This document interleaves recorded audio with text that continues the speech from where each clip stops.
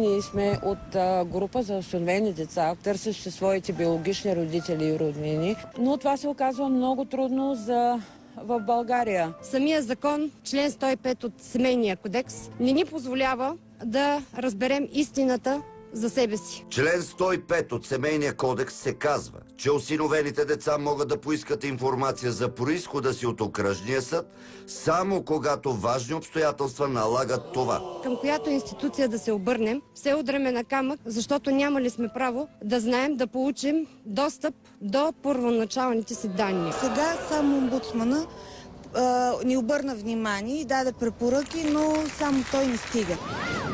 Здравейте, скъпи приятели! В момента се намираме при омбудсмана господин Пенчев, за да вземем неговото становище по темата с изостаналите деца. Има доста голям проблем напоследък с приложението на член 105 от Семейния кодекс. Съдебна практика няма и обикновено съдилището отказва такава информация. Защо така отрежда съда според вас? Каква е причината? Съществува една стара позиция на цялото общество, бих могъл да кажа, че ние не само трябва, но и можем да излъжем осиновените деца. А вие знаете много добре от житейската практика, че няма случай осиновено дете да не бъде информирано от добросъвестна съседска леличка и така нататък, че то е осиновено. Член 105 трябва да гласи така, че всяко дете там на 16 години може да поиска информация за своите рождени родители, освен ако важни обстоятелства не са против тази информация. По този повод аз пратих препоръка до миналия министър на правосъдието, която е валидна до настоящия, разбира се, става дума за Министерството на правосъдието и до тогава премиера Пламен Орешарски, с така препоръка да бъде отменен, да бъде прередактиран този член 105 и да бъде отменена наказателната отговорност на наказателния кодекс. Институциите взеха ли под внимание тази ваша препоръка? До сега отговор нямам.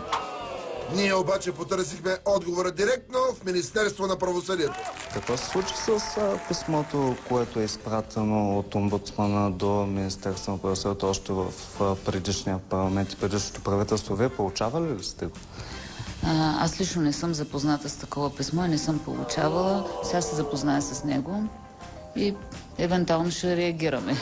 Зависи какво е искането. Каква е вашата позиция по казуса с член 105 от Семейния кодекс?